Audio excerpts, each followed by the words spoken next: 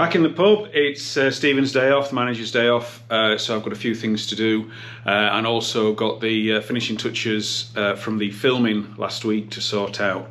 Really busy couple of days, so what was involved in the filming process was on the Wednesday we had to take everything down off the shelves, which was a good opportunity to give it all a good clean. Then on Thursday, the crew came and took everything off the walls, labelled it all, put it into boxes, stripped everything off the walls, everything off the back of the bar, took all the brackets for the optics down. We had to clear all the glasses, and so the pub was quite bare looking on the Thursday night. Friday, I got here at 6:45 in the morning. They were already, the first members of the crew were here, starting the process of setting up for the day's filming. It's the first day of the filming project. The crew were here at 8:30 this morning, and they are working hard to transform the pub to make it look like something from 1916. They've already got scaffolding up, ready to tent the windows tomorrow for some night scenes. That scaffolding went up in no time, about 9 o'clock this morning. In preparation, we spent about 4 hours yesterday taking all the bric-a-brac off the shelves, giving it a good clean and putting it in storage. And the crew have come in today. They started taking the pictures down, and the pub is going to get dressed, as I believe the term is, later on today.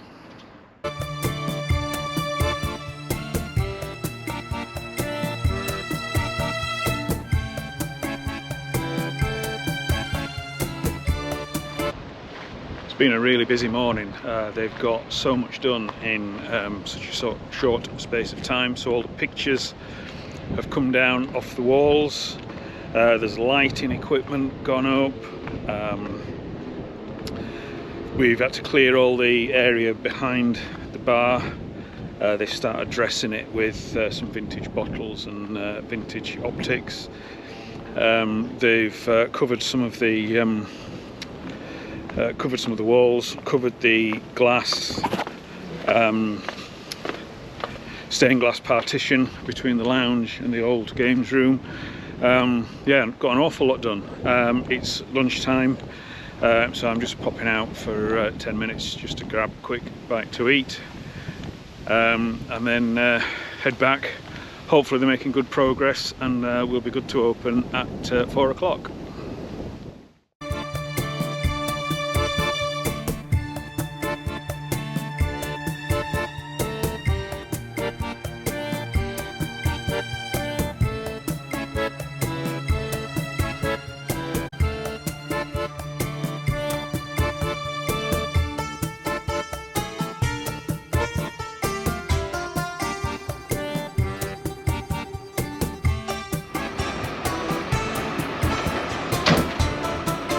It's filming day. It's 6:30 in the morning. It's already a hive of activity out here.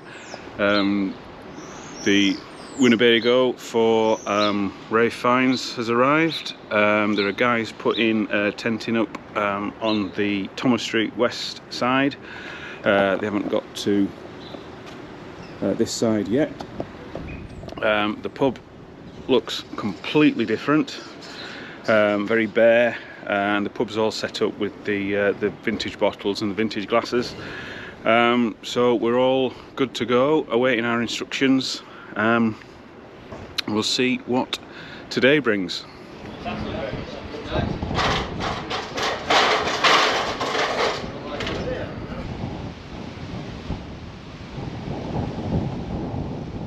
10:30, they're finally starting the first rehearsals. An awful lot of activity over the last couple of hours. It's amazing what can get put up and set up in quite a short space of time.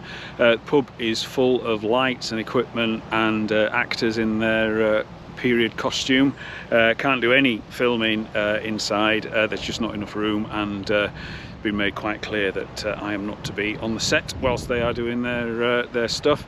But lots going on outside, but there is an awful lot of standing around involved in film sets. Being called to turn off the cooler because it was interfering with noise. So let's just see how these rehearsals go and what happens next.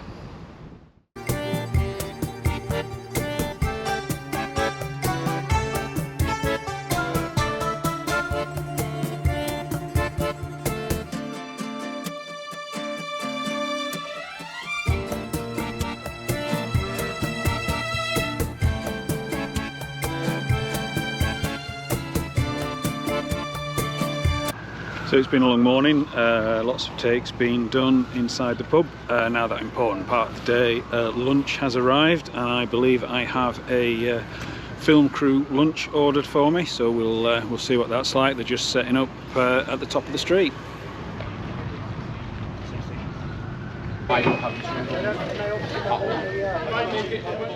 Just a quick visit down the cellar. The sound of the cooler was affecting the sound that was being recorded, so just a quick pause in filming to quickly come down and check the cellar temperature, which thankfully is just where it should be, so no effect there. It has been a cold day, so no problem in the cellar. It's getting later in the day now, it's about 5:30. I think they're in the process of filming the final scenes. Some of the stuff has been started to dismantle. Rafe Fiennes did appear. He had a little curious group of kids looking for Voldemort, but he was very discreetly whisked through the pub into his Winnebago, or his mobile home, and out again a couple of times for his scenes. Like so many stars of stage and screen, he looks so much smaller in real life. But hopefully we're going to be finished on schedule to open, or for them to be leaving at 7 and for us to be open by 8, if not before. There doesn't seem to be any problems in the schedule, everything seems to be going great. The director, Nicholas Hittner, I've had a chat with him. He's thrilled with the location, really happy with the pub. Yeah, I think they've had a good day's filming at the Big Six.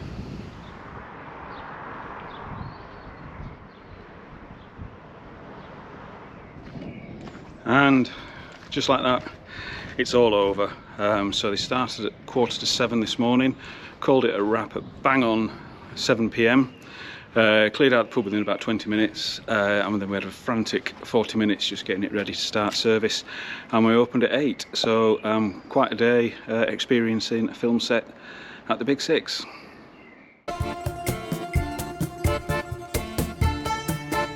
Back again after the excitement of the film set at the end of last week. That was a really busy couple of days. And this room here in the lounge was where the equipment was all set up. It was pretty cramped in here.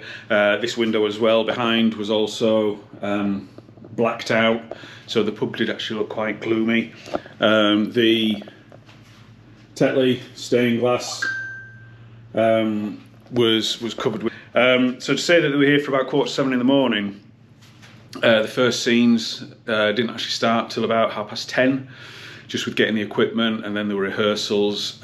It was made quite clear that I was not to be anywhere near the filming. Sort of ordered out of my own pub. In fact, I was leaving, and one of the directors, assistants, whatever, called me back to ask me to leave, which was all a bit bizarre.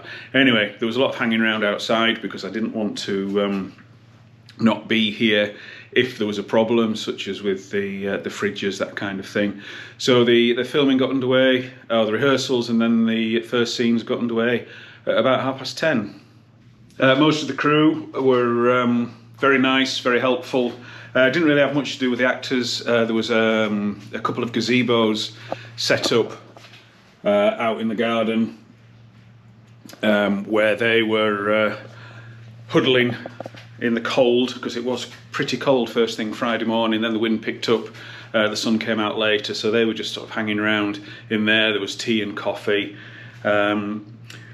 didn't have much involvement with the crew unless they needed something from me. So the big problem that we had initially was to do with sound.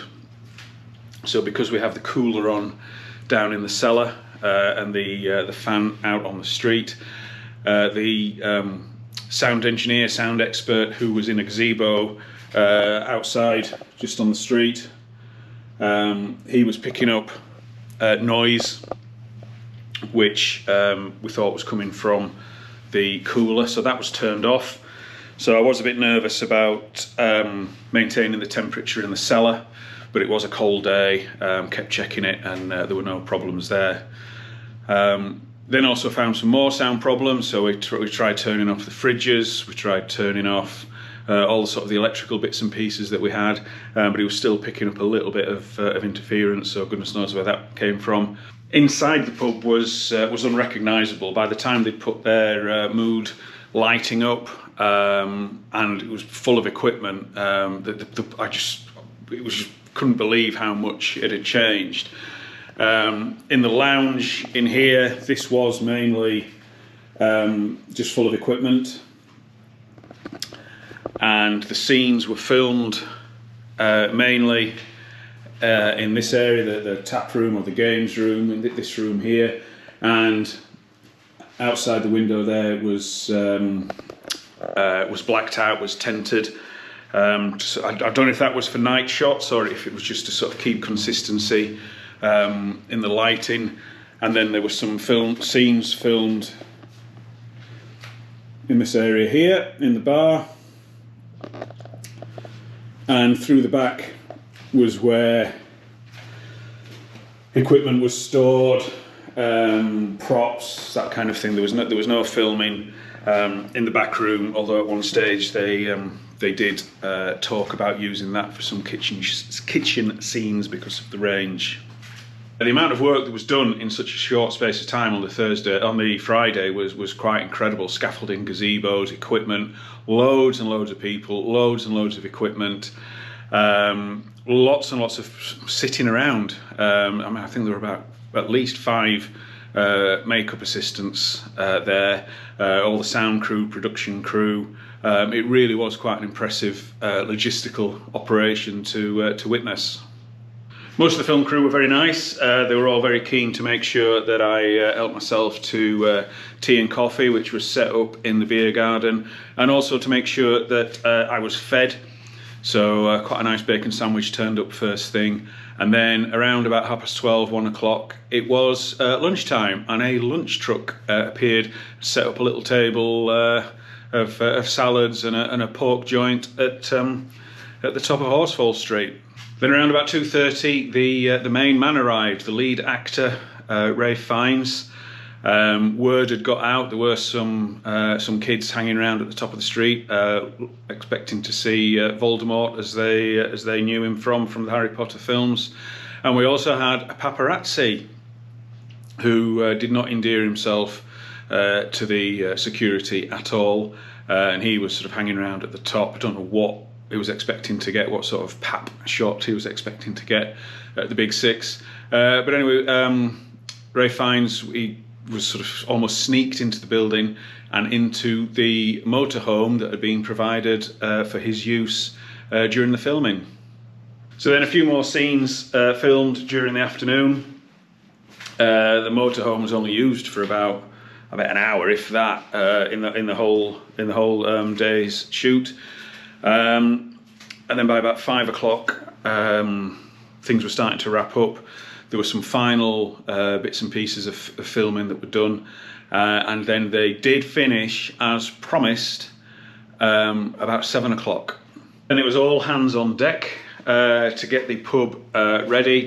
Furniture reorganised, beer mats on the table, glasses. Everybody worked well for a sort of frantic 40 minutes, because there was still some film crew there taking out the last bits of their equipment, but we did open, as I had sort of promised, with fingers crossed, at 8 p.m. on the Friday night. But we had very little on the walls. The crew did come back on the Saturday morning to replace all the fixtures and fittings that they'd taken down, mirrors, this you know, the 6 here, even the speakers, they all had to come down, but they've done a cracking job of putting everything back together. They took out all their props which had been stored for the Friday night in this back room, and so by 12 o'clock Saturday, when we opened, the pub was pretty much back to normal. But we're not quite finished yet. All the bric-a-brac that came down on Wednesday off these shelves in the snug, in the bar area, looking quite bare, looking quite nice I think actually, and all the whiskey bottles and associated bits and pieces that were up here. Need to decide what I'm doing with that. So they're all upstairs, cluttering upstairs, so that we're going to bring them back down and put the finishing touches back to the pub. I think it might look a little bit different than it did before. Might be a little bit of filtering going on, so that is my main job for today. So over 4 hours later, I think I can call it a day. There's about 5 crates of stuff still upstairs that's not being used. I have filtered out bric-a-brac that was pub related, beer related, brewery related, booze related, so some of the items didn't make the cut. Big difference in here, in that the whiskey bottle collection has been thinned out because I was keen to show the wonderful collection of vintage pub trays that were hidden behind those bottles for so long. Some of them